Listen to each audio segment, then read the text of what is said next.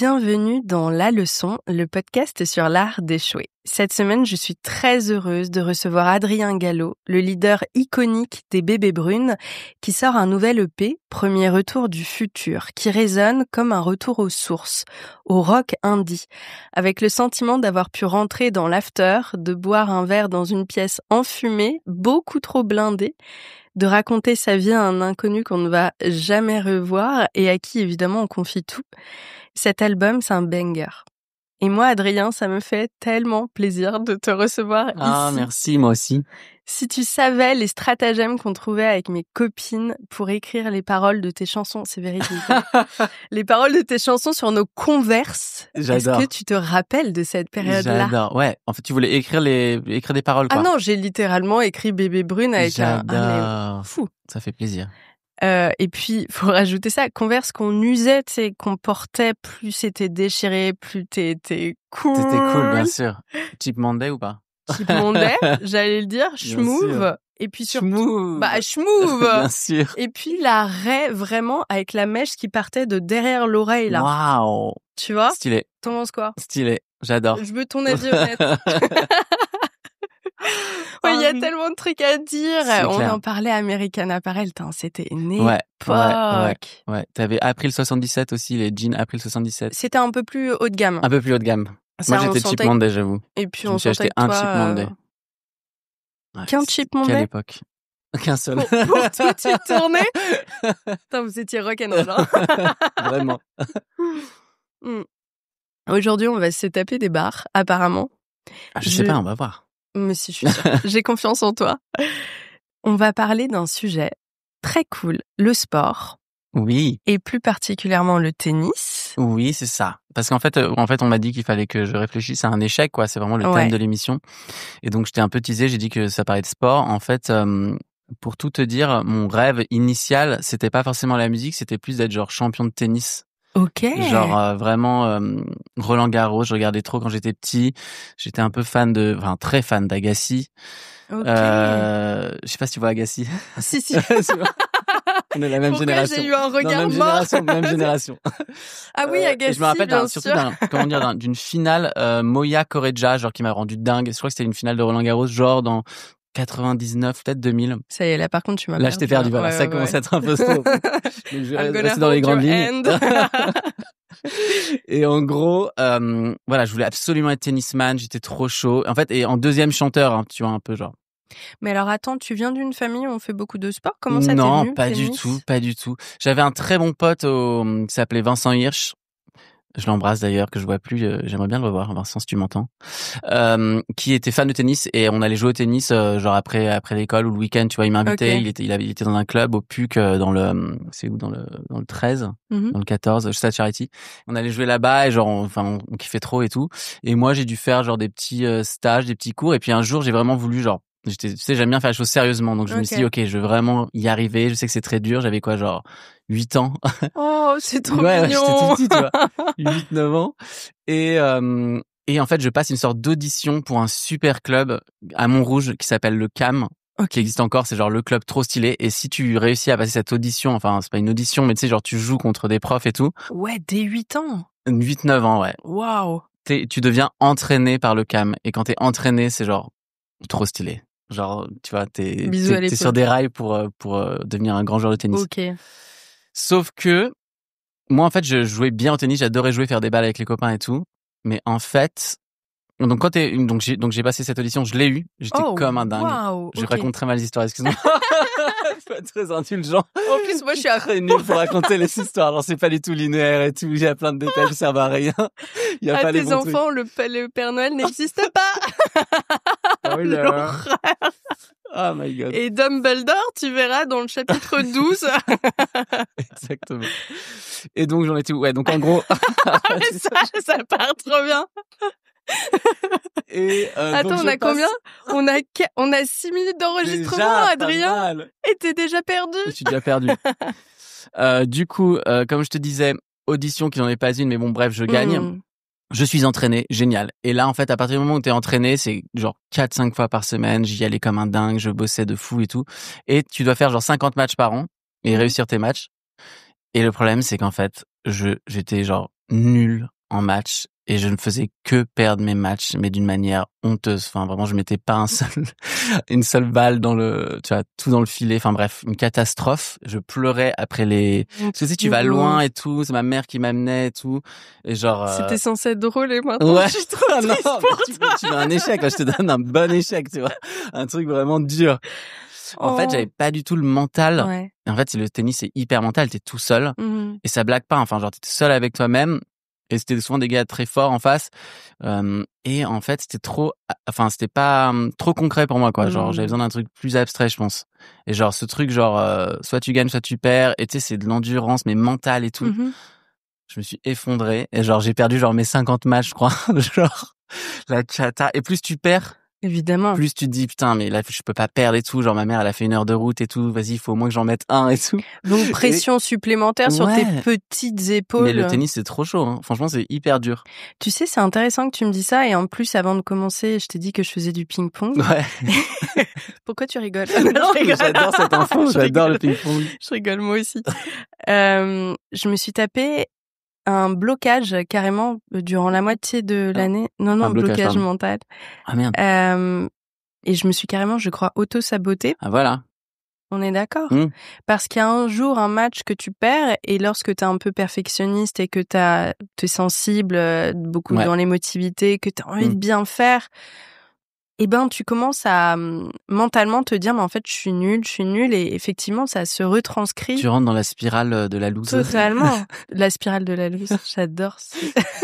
C'est génial. Non, mais oui, ce sera le titre de cet épisode. La spirale de la loose.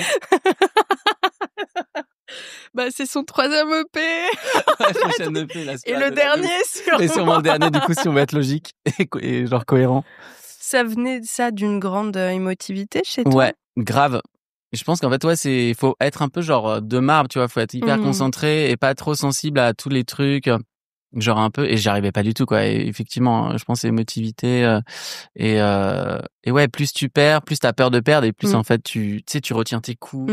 Genre, t'arrives pas à bien rentrer dans la balle. Et sauf que quand j'étais pas en match, j'étais trop fort. C'était juste le côté match officiel qui me faisait genre trembler de peur, tu vois. Putain, c'est dingue, pareil. Ah, toi aussi. Parce que toi, tu fais des matchs aussi au ping-pong. Alors, on fait des matchs à chaque fin de séance. Je perds tous mes matchs. Non. Non, mais je te jure. Je peux pas. Mais ils sont trop forts ou c'est vraiment un truc psychologique? Je vais être obligée de répondre à cette question. Alors oui, mais pas que. La réalité, c'est que je crois que je me suis programmée à me dire de toute façon, je vais rater, tu vois. Et c'est vraiment de l'ordre de l'inconscient. Et même plus que ça, si je vais faire des bêtes de coups, le prof passe derrière moi et je perds tous mes moyens. Waouh. Ouais. Bah, on est pareil. Mais à l'âge de 8-9 ans, toi, t'as pas l'intelligence émotionnelle pour prendre du recul comme moi, je peux le prendre passé 30 ans, tu vois. Tu prends ça de plein fouet. Et puis, je l'entends dans ce que tu disais, ta maman te conduit, etc. En fait, tu portes un bagage que t'aurais pas dû porter. Ouais, t'es un peu en pression, quoi. Mais que je me suis mis tout seul sur les épaules, tu vois. C'est ça. Mais du coup, full investissement, genre en fait trop d'ambition et tout. Je voulais vraiment être genre le number one du tennis, tu vois. Et en fait, non. Et puis au bout d'un moment, faut aussi accepter, je pense qu'on n'est pas fait pour des disciplines, quoi. Enfin, tu vois, genre moi, j'étais pas fait pour la compétition dans le sport. À la limite, un sport d'équipe et tout. Et je pense que du coup... clairement, j'ai senti la différence après quand j'ai trouvé, enfin tu vois, là c'était clairement pas ma voix, il faut aussi accepter que c'est pas ta voix. Et le côté ensuite monter un groupe de rock et tout, c'était genre parfait parce que genre un concert c'est beaucoup plus abstrait, tu vois, tu peux avoir des fausses notes, ça va faire un charme, ça va faire un truc. T'es en groupe en plus, donc t'es genre parfait, t'es pas tout seul, genre c'est une équipe aussi. Et tout. Donc je pense que les sports d'équipe aussi, ça doit être plus sympa pour ça. En même temps, j'ai fait du basket, j'étais nul aussi. Genre je vais être basketteur à un moment, ça a pas du tout marché. Mais non. Si. Ouais, c'est vrai. Non, le sport, voilà. Tu voulais être basketteur? Ouais. Enfin, j'en faisais un peu en club aussi. J'étais fan de Michael Jordan et tout, c'était vraiment ma vie. Et puis, t'avais peut-être aussi cette envie d'être aimé en étant sur le devant de la scène. Ouais, grave. Oui, effectivement, t'as raison. Ce qui est absolument pas une honte. On a tous nos besoins différents. Et toi, t'avais ce besoin-là, en fait. Peut-être, ouais. Peut-être. Ouais, j'avais envie d'être Michael Jordan, quoi. Tu ressembles tellement déjà plus, physiquement. Ouais. T'avais déjà un point d'avance, faut le dire. Tu fais ton groupe de musique et tu le dis, tout d'un coup, il y a un effet de groupe. Ouais. où une fausse note est tout à fait rattrapée par les autres. Il y a ce truc-là entre vous, mais cette grande sensibilité, elle est encore là en toi. Alors j'imagine que c'est un cadeau pour l'écriture, pour l'interprétation. Complet. Mais malgré tout, tu te mets tous les soirs en danger sur scène. Comment carrément. tu gères ça? Après, je pense que c'est un âge aussi où on a peur de rien. Enfin, je sais pas, genre l'adolescence, il y a un côté, on est plus dans la naïveté, un peu l'arrogance aussi. Il y a un côté genre, voilà, on en a gros sur la patate. Ouais. Tu vois. Et je pense que ça m'aidait pas mal. Et effectivement, j'ai l'impression que j'ai vraiment trouvé ma voix, mon mode d'expression. Et je pense que c'est valable pour tout. Quand on a trouvé vraiment quelque chose dans lequel on se sent bien, c'est beaucoup plus facile, même si en fait on a la même personnalité selon toutes les disciplines. Mais là, je trouve que c'est comme si j'avais trouvé le bon rail et ça allait un peu naturellement. Et bon, bien sûr, j'avais la pression de fou, j'avais peur et tout, mais une fois sur scène, je m'étais pas dans le filet, quoi. Voilà. Et je trouve que le côté le rock, en tout cas, c'est pas forcément une quête de perfection comme il y a dans le sport. Ouais, c'est vrai. Et d'ailleurs, l'art en général, on va pas chercher forcément quelque chose de parfait. Et ce serait trop ennuyeux si tout était parfait. Enfin, je trouve ce qui est cool. Moi, j'étais fan des Libertines, des Strokes, et tu vois, c'est hyper rugueux le son. Ça chante pas forcément hyper juste tout le temps. Il y a des aspérités, et c'est ça qui me plaisait. Scène. Et du coup, je trouve ça c'est hyper libérateur de se dire, faut juste être sur scène. Tu dois être toi-même, envoyer un maximum d'énergie, de sensibilité et tout, mais t'as le droit à l'erreur, en fait. Et ça me détendait vachement. Alors que, voilà, au tennis, t'as pas le droit à l'erreur, quoi. C'est soit la balle, soit tu mets le point, soit tu le mets pas. Tu vois, il y a pas d'entre-deux, je trouve. C'est hyper intéressant. C'est la première fois qu'on me dit t'as droit à l'erreur sur scène. Ouais, ah ouais. Et ça me parle évidemment. Enfin, tu vois, dans ce podcast-là, je trouve que c'est super intéressant. Et parfois, effectivement, c'est des petits moments d'imperfection que se créent les moments les plus iconiques. Carrément. Et c'est là que le public aussi, c'est là aussi où il y a une vraie communion avec le public, je pense. Tu vois, les côtés un peu, parce que si le spectacle est absolument parfait, en fait, c'est plus humain, quoi. Et je pense que le public, il a besoin de ressentir ça. Nous, on aime bien les petits moments où ça dérape, tu vois. Moi, j'aime bien ça, en tout cas, quand je vais voir un concert, quand il y a des moments un peu, une petite fausse note ou un petit truc qui va se passer qu'à ce moment-là, et c'est ce qui rend aussi le moment unique, tu vois. Ouais. Et non, le droit à l'erreur, je pense, en tout cas, faut se le dire, c'est important, quoi. T'as des anecdotes de moments où vraiment la soirée ne s'est pas du tout passée comme ça devait se passer? Ouais, je pense qu'il y en a eu pas mal. Celle que tu racontes à un apéro. Alors, à un apéro, je sais pas, mais justement, pas un apéro, je pense qu'en fait, c'est genre, j'ai vomi sur scène, quoi. C'était horrible. Oh non, mon pauvre, c'est pas vrai. Ouais, mais et en fait, ça va, j'ai plutôt géré, genre, j'ai réussi à rechanter après et tout, mais c'était genre catastrophe, quoi. Donc là, ouais, mais en même temps, c'était rock, tu vois. Ouais, c'est rock de fou. Et mais attends, non, je veux des détails. Ah ouais, je sais. Écoute, j'avais attendu au soleil, un peu insolation, voilà. Ouais, bien sûr. Insolation de fou. Et genre, c'était au tout début du groupe. Et là, genre, je sens que ça tourne et tout, je suis pas bien. Et en fait, on jouait et t'avais le soleil, genre vraiment. Oh la vache. À fond sur nous, tu vois. Et en fait, genre juste, je chantais hyper fort, je bougeais dans tous les sens et tout. Et en fait, le soleil, insolation. Et genre, au bout d'un moment, c'est sorti, quoi. Puis vraiment, l'insolation, c'est le pire truc de la Terre. Il n'y a pas un Doliprane qui fait effet dessus. Voilà. C'est juste atroce. Ouais. Mais en fait, voilà, après on a continué et tout. Et puis en plus, on avait un concert après et tout. On faisait 2 concerts dans la même journée. Et le soir, ça allait mieux. Hein. J'étais jeune, genre je me suis remis vite et tout. Ouais. Tu vois, c'est la jeunesse, on se remet vite. Waouh. Voilà, ouais. Là, je t'ai envoyé un bon échec aussi. Attends, moi, ce qui m'impressionne, c'est ta propension à faire. Tant pis, tu vois. Moi, je serais encore genre 15 ans plus tard en bad et tout. Tu vois, dans mon lit à me réveiller en mode mon Dieu. Je l'ai fait. Oui. Bon, t'es humain. Non, franchement, ça va. Genre, non, on est humain, on a le droit à l'erreur et tout, c'est cool. Et il y a pas un jour où, je sais pas, il y a eu un moment où l'électricité. Si, ça nous est déjà arrivé, ça. Concert. Oh la vache. Concert, tu joues. Et en fait, tout d'un coup, bam, tout le système s'éteint. Un gros festival plein de monde, tout le système, lumière, son, tout. Donc on continue à jouer, mais t'entends plus que la batterie. Ouais. Et genre, nous, on entend plus rien et tout. Et donc là, genre, tout le monde crie et tout. Du coup, on nous dit, on s'en va. Ok. Genre, trop gênant. Oh ouais, de ouf. On peut même pas dire désolé et tout, parce qu'on nous entend pas, en fait. Pardon, d'ailleurs, on nous entend pas là. On ne m'entend plus. Parce qu'on nous entend pas, donc tu dois partir. Et là, ils arrivent à remettre le truc. On revient. On rejoue le morceau. bim, ça repart. Non, je te jure, ça se réen va. On se rebarre. Et qu'est-ce qui se passe? On y retourne, et 3 fois, en fait. Et troisième fois, je te jure. La honte. En plus, ta chanson, je sais pas si c'était à l'époque des Bébés Brunes. Si, c'était Bébés Brunes. Ouais. J'entends le gang. Ouais, je l'entends pas, frère. Je l'entends pas du tout, là. Ah non, c'était terrible. C'était terrible. Donc, ça nous est arrivé plusieurs fois. Je pense que c'est assez courant, genre les ruptures d'électricité comme ça. Michael Gregorio, que j'ai reçu il y a quelques semaines ici, il m'a raconté que ça lui est arrivé en première partie de Céline Dion en plus, donc il avait la pression, mais genre... il a fait la première partie de Céline, mon rêve. Je te jure. Oh là là. Tu te rends compte que je suis à dream. une personne de la Céline classe, Dion. La classe totale. Mon rêve de lui écrire une chanson, vraiment. Ouais, j'ai envie de dire, Céline, si tu nous entends, mais Céline, je vais rester humble et à ma place. Tu vois ce que je veux dire? Bon. Bon, on sait jamais, tu peux pas dire ça. En tout cas, on t'adore. Ouais, en tout cas, même si tu nous entends pas, on t'adore. Et apparemment, elle est adorable, enfin, tout ce qu'on rêverait, quoi. Bah, grave. J'étais fan, enfin, je suis toujours fan. Et il arrive sur scène et il est en mode, c'est bonsoir, Bercy! Et il commence à chanter et les 3 fois, il est a cappella. Alors, il chante merveilleusement bien, mais waouh, le moment de solitude. Comment ça, a cappella? Genre, il y a pas de musique qui part? Il y a aucune musique qui part. Et le micro marche pas? Le micro marche. Ah, le micro marche. Ah oui, dur. Tu vois? Mais limite, les gens, ils pensent que c'est prévu, non? Parce que ça fait un peu, j'ai voulu faire un truc a cappella, hop, on y va. Très certainement. Et puis en plus, comme c'est un grand professionnel, machin, sauf qu'à chaque fois, il repartait il repartait et revenait. Bonsoir, merci, tu vois, la 3e fois. Ouais.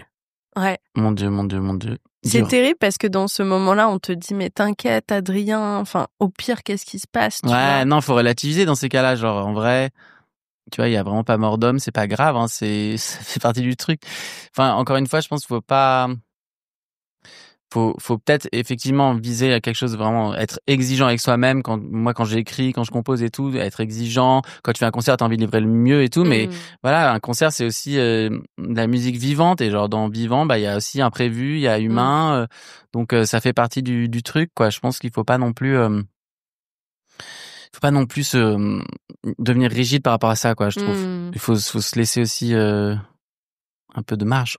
Comment tu fais dans ces cas-là, justement, pour pas être trop dur avec toi ensuite et te lâcher un peu la grappe quand tu viens de faire un truc un peu moins bien, ouais. Ça t'arrive de temps en temps de ressentir ça? Bien sûr, ouais, grave. Non, mais clairement, hein, enfin, je suis pas du tout. J'ai jamais l'impression d'avoir tout déchiré, tu vois. Je me dis jamais genre waouh, magnifique et tout. Je me dis ça c'était pas mal, ça c'était moins bien. J'ai jamais l'impression que tout était genre tout le temps parfait. Donc en fait, à partir du moment où j'ai tout donné, genre je sais que j'ai tout donné, je me dis bah de toute façon tu pouvais pas faire plus. Ouais. Genre c'est important d'être un peu indulgent parce que sinon au bout d'un moment tu perds ton oxygène et t'oses plus rien faire en fait. Ouais, c'est vrai. Je pense que le plus important c'est d'oser et de faire les choses et voilà, et d'être indulgent quoi avec soi-même. On parlait tout à l'heure parce que je suis accompagnée aujourd'hui d'une équipe télé, on parlait de la peur d'échouer.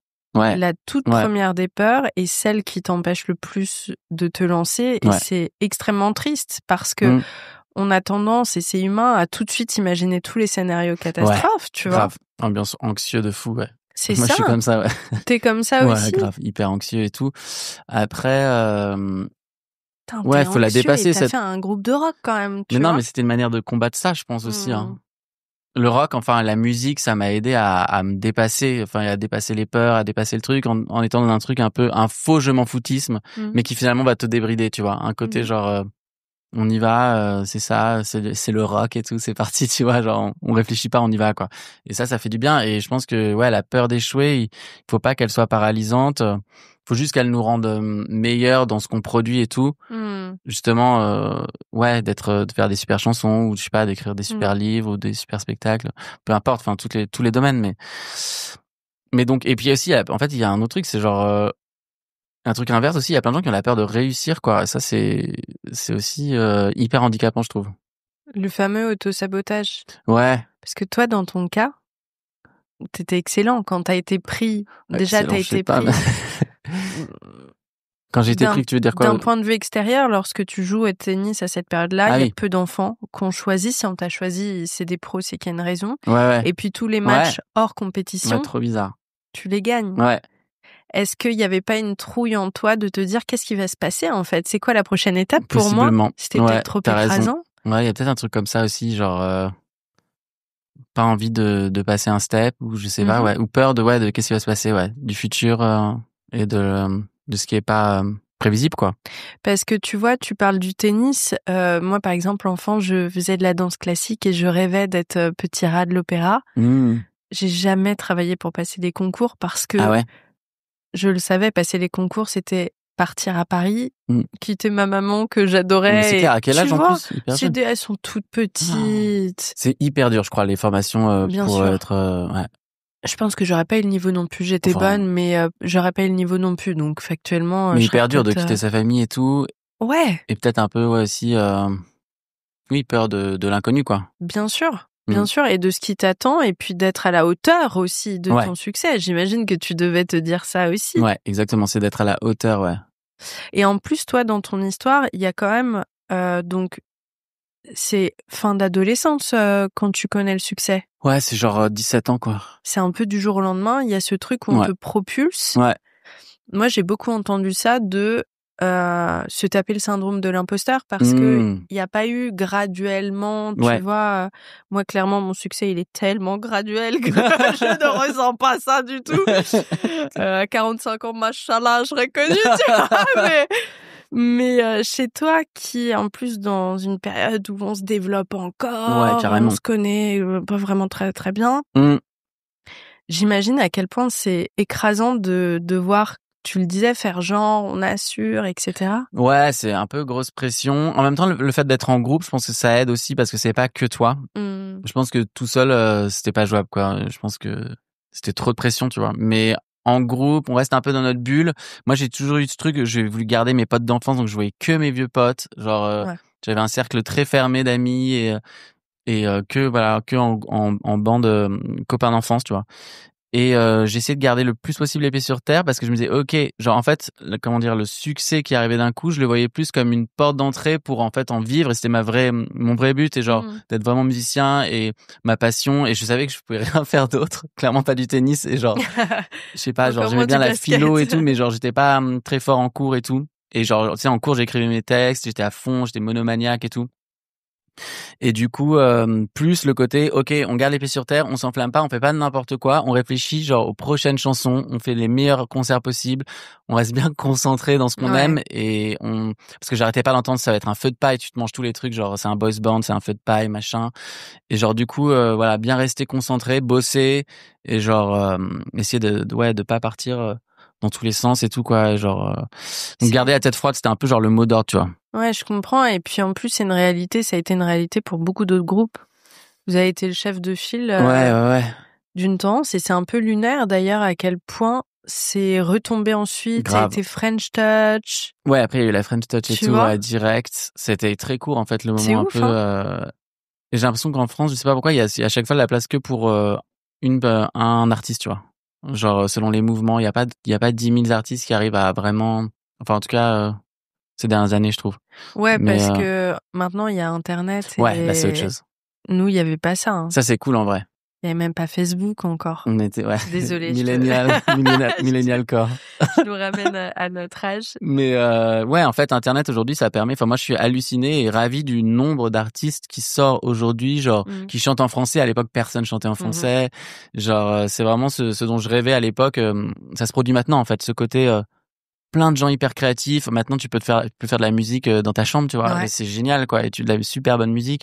Donc il y a un côté vraiment tout le monde fait de la musique et tout le monde en fait bien, j'adore. Ah ouais, de fou. C'est cool. Et le niveau a tellement augmenté au niveau chant, etc. J'ai l'impression. Ouais, le niveau est fort. Enfin, je vois quelqu'un comme Iliona, genre qui produit, qui mixe, qui fait tout, genre. Qui est belle. Enfin. Ouais, genre je suis un peu genre what, genre très fort quoi. Et puis très jeune quoi. Ouais, très jeune, et franchement produire, mixer et tout, c'est un vrai métier quoi. Et elle fait tout en fait, genre c'est hallucinant. Franchement, c'est dingue. Je repense au sport et au basket, ça me fait penser à Michael Jordan qui a eu une carrière pendant un moment, dans mes souvenirs, de golfeur. Oui, ça et t'as raison. Il s'est reconverti. En fait, je crois qu'il a même lui-même arrêté le basket. Ambiance, ça y est, genre j'ai fini. En même temps, lui, il a vraiment tout dégommé. Enfin, qu'est-ce que tu veux faire de plus au bout d'un moment? Mais je crois qu'il avait besoin de ça, justement. Mais c'est ce qu'on disait, c'est le côté re-rendre la vie excitante et genre se mettre des défis, des challenges et se réinventer. Et genre c'est ça aussi la vie, je pense. Enfin, tu vois, c'est important de pas s'enfermer aussi dans un truc qui nous. Enfin, faut tout le temps vibrer, je pense. Faut tout le temps être dans la vibration, dans le plaisir, dans la passion. Parce que c'est pour moi le sens de la vie, il est là aussi, quoi. Faut pas se laisser endormir par des choses qui nous intéressent plus. Rester curieux et tout. Et là, c'est ce qu'il a fait, lui, c'est ça. Il est devenu golfeur, quoi. Ouais, c'est fou. C'est énorme. Alors, il était pas excellent comme... c'était pas une légende comme il l'était dans le basket. Ouais. Mais parce que c'est un mec brillantissime, il était quand même très bon. Il a fait carrière. Baseball aussi. Attends, c'est golf ou baseball? C'est golf ou baseball? Putain, je suis un fan grosse connerie, hein. Parce que tu sais, dans Space Jam, il fait du baseball. Il fait du baseball. Ah, mais c'est peut-être le baseball. Peut-être les deux, hein. Peut-être les deux. Non, mais attends, je dis peut-être une connerie. Alors... Mais en tout cas, effectivement, il a pas eu les mêmes résultats qu'au basket, mais au moins, il a kiffé. Je crois que c'est son rêve de gosse, en fait, d'être soit golfeur, soit baseballeur, quoi. Non, je suis sûre que c'est baseball. En fait, hein. Attends. Aucun accès à Internet. Je suis sauvée par le gong. Regarde sur ton portable. Vas-y. En fait, c'est baseball, je pense. Michael Jordan. J'aimerais que ce soit un sport genre vraiment inconnu. Ouais, le cricket. Ouais, c'est ça. Basketball. Putain, j'aime pas perdre en plus. Ouais, un des meilleurs joueurs de tous les temps. Ah, il parle même pas de ce qu'il a fait après, quoi. Wizards de Washington. Il était dans les Wizards. Première retraite sportive. Non, ouais, Wizards. C'est très long, désolé. Ouais, c'est long de fou. C'est hyper long. Ah non, c'est du basket, les Wizards. Merde, je trouve pas. Ah non. Attends, non, tu sais quoi? Bah, t'as qu'à marquer. Michael Jordan, voilà. baseball. Voilà. Désolé, les amis, j'étais allé sur Wikipédia, c'est vraiment une très mauvaise idée. Oui, voilà, baseball. Ok, donc pas du tout golfeur. Je le voyais bien comme ça. Regarde, là, il fout le baseball, quoi. J'adore. Et ouais, et cette idée de la réussite, évidemment, personne n'a envie d'échouer, c'est très inconfortable et on le souhaite pas. Et dans un sens, malgré tout, lui, il a eu besoin de se remettre en danger, de ressentir la trouille, de pas juste en permanence être le meilleur et d'échouer aussi. Je crois que ça remettait du relief à sa vie. Ouais, c'est ça, du relief et genre la possibilité d'échouer. Je pense en fait c'est quelque chose de grisant, quoi. C'est lunaire à dire, mais c'est une réalité. Hein. Ouais, d'être un peu sur un fil et de se remettre en danger. Enfin, moi, je sais que j'ai fait ça aussi en solo parce que tout d'un coup, j'ai coupé le groupe et j'ai voulu un peu prendre un risque en faisant un album solo qui avait rien à voir en termes d'influence, de style et tout. C'était une autre facette de moi et c'était un peu comme pareil, genre vas-y, ça peut être un échec, mais c'est pas grave. Genre j'ai besoin de sentir un peu le frisson du truc et de me sentir libre aussi, tu vois, et de pas rester que dans un chemin qui était à tout tracé, quoi. Et donc, puis d'une idée de la réussite que l'on projetait sur toi aussi. Ouais, voilà. Oui, qu'est-ce que c'est que la réussite en fait? Enfin, tu vois, c'est pas forcément. Enfin, c'est tellement subjectif comme sujet. Enfin, c'est plus par rapport à toi-même, ce que t'as envie de faire. Je pense, c'est faire ce que t'as envie de faire au moment où t'as envie de le faire. Et... Enfin bref, j'ai pas de grande vérité d'ailleurs. Quand je dis des trucs comme ça, c'est vraiment. Je réfléchis avec toi. Hein. Je dirais pas la réponse. Ah mais pas du tout. T'inquiète pas, on est ici pour réfléchir ensemble. Sans trouver aucune solution, comme nos hommes politiques. L'essentiel, c'est de réfléchir. En ce moment. Oui, voilà. J'avais... je te dis un truc qui n'a aucun rapport, mais vraiment, ça m'a tellement marqué. J'ai été l'animatrice de journée entre chercheurs dans une des plus prestigieuses universités françaises, mais je vais pas donner le nom. Okay. Moi, je ne savais pas du tout ce que je foutais là, mais j'ai essayé de donner le change, mais je captais pas les débats et tout. Et je me rappelle qu'entre chercheurs, ils ne posaient que des questions. Et personne ne répondait à... Mais tu sais, ça leur donnait un côté important. C'est des chercheurs, quoi. Oui, ça, ils cherchent, en fait. mais sans trouver, enfin, littéralement. Mais tu sais, c'était en mode, mais ne faut-il pas relier l'art à la modernité, ou plutôt la modernité à l'art? Et l'autre qui disait, excusez-moi, Géraldine, si je peux intervenir, est-ce qu'à l'inverse, ce ne serait pas l'art R-A-R-T, tu vois. Et je me dis, putain, c'est lunaire, trop bonne ces gens technique se pour... montrent intelligents, mais en fait, personne ne répond à aucune question. C'est mythique, quoi. on devrait faire pareil tout le temps. Tu renvoies une question, quoi, en fait. Quand tu sais pas, tu renvoies une question, bien sûr. La technique, quoi. Et ça te dit pas qu'on fasse 2 minutes de et questions. Après... Attends, il nous reste combien de temps? On est à 30 minutes, on est bien. Je te propose, pour terminer cet épisode, avant de réfléchir de manière plus philosophique à l'échec, que l'on passe 1 minute qu'à se poser des questions. Très Mais bien. en ayant l'air intelligent. Tu vois ce que je veux dire? Très dur, en vrai. D'avoir l'air intelligent? Non, pour moi, en tout cas. Oh. Sorry. Ok. Vas-y, je t'en prie. Qu'est-ce que tu penses, et à la fois, est-ce que c'est important que tu le penses, que le rock indie revienne sur scène? Mais qu'est-ce que le rock indie, finalement? C'est très intéressant et je vais reprendre tes propos parce que je trouve que c'est très pertinent. Le rock indie doit-il sa source à l'origine l'origine à sa source? Mais finalement, pour avoir un peu pratiqué le rock indie, en fait, une question, en tout cas, est revenue de manière assez récurrente et j'ai envie de la partager avec toi parce que c'est une question qui m'a pas mal obsédé. Finalement, est-ce que le rock ne serait pas l'ancêtre de l'électro? Mon Dieu. Non, c'est hyper juste et effectivement, excusez-moi, vous m'entendez bien, oui. Parce qu'il faisait beaucoup ça aussi, tu sais, en mode... Excusez-moi? Oui. Vous m'entendez bien? Oui, pour bien donner de l'importance à ce que tu vas dire. C'est très important d'attendre avant de répondre parce que comme ça, tu mets vraiment un poids sur ce que tu vas dire. C'est ça. Et puis surtout, si tu peux poser tes lunettes à cet endroit-là, et regarder les gens regardent. Vous posiez la question, et d'ailleurs à très juste titre, du rock qui précéderait l'électro. Mais finalement, est-ce que la vraie question n'est pas qu'est-ce que l'électro? C'est une belle question. C'est une belle question qui mérite un questionnement que j'ajouterais finalement.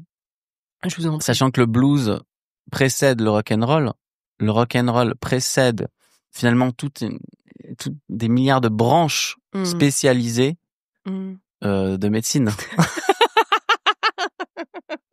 Bouillie de cerveau. Il n'y a plus rien, il n'y a plus aucun sens. Je te sais que ça allait partir. J'arrive pas à tenir une sorte de sens. Oh my god. Ah là, la promo, mon pauvre, ouais, c'est terrible cet exercice. Hein. Celui-là, il est pas mal. Franchement. Tu vas rentrer chez toi, tu vas pleurer. Genre, en mode, je veux plus. Je veux plus. Arrêtez de m'envoyer. T'as des beaux exercices, j'adore, hein, c'est dur. Hein. C'est la première fois que je le fais, celui-là. Mais il est pas mal. Je propose qu'on continue un petit peu. Si tu veux. Non, mais en fait, j'avais plus d'idées dès la deuxième question et je paniquais et j'espérais que ce soit toi que je sois un peu fort là-dessus, avant moi. Mais pas du tout. Pour reparler de notre thématique de base, l'échec, la peur de se lancer, la peur d'échouer, et puis l'auto-sabotage aussi que l'on se met un peu sur les épaules alors que personne ne nous l'avait demandé. Qu'est-ce que tu donnerais comme conseil à quelqu'un qui te regarde en ce moment et qui se dit « Putain, il a l'air d'avoir une carrière qui me fait complètement rêver. Moi, j'oserais jamais faire ce qu'il fait. Mais j'en ai tellement envie. » Bah, justement, d'oser, enfin, de pas trop se regarder faire et d'oser d'aller vers ce qui va te faire plaisir, quoi. Enfin, si de prendre une guitare et de chanter, c'est ce qui te rend heureux, bah, fais-le. Parce qu'on s'en fout, en fait. Enfin, c'est pas grave, quoi. Genre, même si ça, de toute façon, ça se passera jamais exactement comme tu voudras, parce que la vie, c'est ça, c'est jamais exactement ce qu'on imagine et tout. Et je pense qu'il faut suivre son instinct. Et si ton instinct c'est de faire de la musique, bah fais de la musique et n'écoute pas trop les critiques, les autres et tout. Genre, tant que tu kiffes, continue à faire ça, quoi. Genre et ose et sois pas trop dur avec toi-même non plus. Et je pense que voilà, en fait, c'est vraiment de l'envie. Le talent, je sais même pas si ça existe, c'est plus l'envie, en fait. C'est envie de faire quelque chose et à quel point tu as envie de le faire.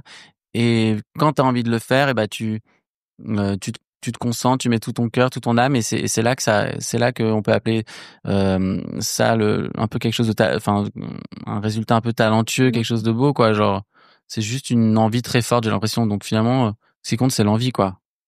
Puis un truc que tu me dis, moi, qui résonne hyper fort. On a beau, parce qu'on veut se rassurer, on veut avoir le contrôle, réfléchir à tous les scénarios possibles, même les plus catastrophiques. Ça sert à rien. Mais ça sert à rien parce que quoi qu'il arrive, ça ne te passe mais jamais. Jamais. Mais ça qui est ouf, moi j'adore finalement faire plein de scénarios et voir le scénario qui s'est passé qui finalement n'a rien à voir parce que c'est assez magique, j'aime bien. Et même se laisser surprendre parce que parfois la vie est bien meilleure que notre imagination. Ouais, de fou. Et donc cette idée du contrôle, de vouloir se rassurer en se faisant tous les scénarios possibles, en essayant de gérer au maximum les choses, ne sert strictement à rien finalement. Non, c'est clair, faut lâcher prise. Genre j'ai écrit une chanson qui s'appelle Laisse aller, c'est vraiment ça, c'est genre laisser faire les choses, genre en tout cas mettre toute ton âme dans ce que tu fais, mais ensuite laisser faire quoi. Et même en amour d'ailleurs. Ouais. C'est très souvent les moments où on n'y pense plus trop, qu'on se laisse surprendre. Alors je déteste cette phrase de c'est quand tu n'y penseras pas que ça viendra à toi, parce que je suis putain. Oui, mais c'est quand tu lâches un peu prise aussi. Mais il y a une question comme ça. Grave. Parce que sinon on est tellement focus sur une idée de résultat, avec une idée de ce qu'on pense être le bon résultat aussi. Il se passe strictement rien. T'as trop raison, ouais. T'as trop raison. Et le bon résultat. Et puis parfois, il y a un truc aussi où, entre ce dont t'as envie et ce dont t'as besoin, en fait, tu vas plus retomber sur enfin, moi, j'ai un peu l'impression que c'est ça, c'est genre, finalement, tu te retrouves dans une situation dont t'avais besoin, quoi. Un truc dont t'avais besoin, plus qu'un truc dont t'avais envie. Et finalement, c'est mieux. Enfin, c'est mieux, tu vois. Tellement. Et puis, les mecs ou nanas, sur qui on projette une idée du couple, etc. Les personnes avec qui on aimerait, donc de l'ordre de l'envie, en fait, parfois ne comblent absolument pas les... Et c'est pas la personne qu'il te faut. C'est vrai. Et il y a vraiment une idée de se laisser surprendre et de lâcher prise. Et ça fait partie, je crois, aussi tellement... Enfin, ça a une place tellement importante dans toi, ton métier d'artiste. Grave. Parce que j'imagine que tes meilleures idées, c'est les moments où... où ça, enfin, en tout cas, dans les chansons où ça jaillit et tout. Enfin, j'essaie de me donner une discipline, tu sais, d'écrire un peu tout le temps et tout. Mais c'est plus, c'est pas toi qui décides, en fait. Il y a un côté, genre, ça vient et quand ça vient, mais sinon, genre, tu peux passer des jours à écrire des trucs qui, en fait, c'est nul parce que tu te forces et tout. Et genre, j'ai vraiment l'impression que quand tu fais des chansons, t'es plus un médium et genre, c'est Rick Rubin qui dit ça, genre, une chanson, c'est un truc que tu vas choper. C'est un truc qui existe dans l'air et que soit tu vas être le réceptacle de ça, ou soit si tu l'es pas, c'est quelqu'un d'autre qui va le recevoir, tu vois. J'aime bien cette idée-là. Qu'en fait, c'est même pas nos chansons, c'est juste des trucs qu'on arrive qui nous viennent par moments, mais qui nous appartiennent pas, quoi, presque. J'aimais bien ces trucs-là. Waouh, du coup, c'est trop fort parce que j'ai regardé il y a 2 jours une vidéo, sur TikTok, je dois avouer une interview de Véronique Sanson qui disait, mais quasiment mot pour mot la même chose. Elle est tellement forte. Tellement. Et puis elle disait, on trouve un mot, on saurait même pas expliquer d'où il nous vient, mais il nous a presque été transmis. Ouais, grave. Et puis il y a un truc autour. De fou. Un moment de grâce, quoi. Ouais. Un côté pas intentionnel, en fait, presque. Ça, j'aime bien. Mais ça t'a appris peut-être tout ça, toutes ces carrières-là que tu t'imaginais vouloir, en fait, t'aurais peut-être pas eu le succès que t'as eu aujourd'hui. Grave. Donc, encore une fois, entre ce qu'on veut et ce dont on a besoin. Ouais, exactement. Il y a des petits échecs. Ça sert à rien de... Bon, après, c'est bien parfois d'être, de se battre pour quelque chose et tout, mais se prendre des murs en permanence, c'est pas possible. Enfin, je pense qu'au bout d'un moment, faut juste comprendre que faut pas aller dans cette direction et que c'est ok de changer, genre, et de trouver la bonne, quoi, je sais pas. Bah ouais, ça sert à ça aussi, les échecs, à changer de route en se disant... clairement, là, je suis pas devenu tennisman, mais j'ai vécu une aventure, genre, merveilleuse dans la musique, et au fond, c'était mon premier amour, c'était ça, donc c'était juste un message qu'on m'envoyait la vie, genre, non, tu vas pas devenir champion de Roland Garros, quoi. Ni basketteur. Ni basketteur. Je attendais pas du tout. C'est trop drôle. Merci beaucoup, Adrien. Merci à toi, c'était trop rigolo. On s'est trop tapé des barres. C'était trop bien. Allez, écoutez son EP et surtout le morceau, je te le disais... Sarah. Ouais. Que t'as bien aimé. Exactement. Sarah. Ouais, c'est dur à dire. C'est un exercice pour une podcasteuse. Avec Billy, que j'adore. On embrasse. Ah ouais, celui-là, ça va être un banger, mais je le sens, mais d'ici. Merci beaucoup. Vraiment, vraiment. Merci. Donc, merci beaucoup. Merci à toi. J'espère que cet épisode vous a plu. Pour suivre les coulisses du podcast, n'hésitez pas à me follower sur Instagram @Paulette_Grisoni, sur Twitter, podcast LL en majuscule, ou sur Facebook, La Leçon Podcast. On se dit à très vite pour un nouvel épisode.